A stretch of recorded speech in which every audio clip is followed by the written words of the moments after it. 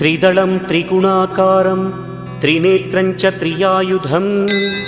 त्रिजन्मपापसंहारम् एकबिल्वं शिवार्पणम् त्रिशाखैः बिल्वपत्रैश्च अच्छिद्रैः कोमलैः शुभैः तव पूजां करिष्यामि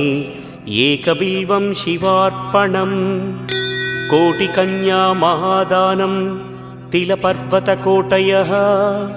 काञ्चनं शैलदानेन एकबिल्वं शिवार्पणम् काशीक्षेत्रनिवासं च कालभैरवदर्शनं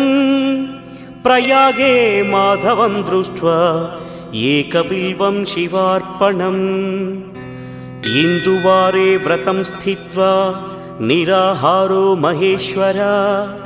नक्तं हौष्यामि देवेश एकबिल्वं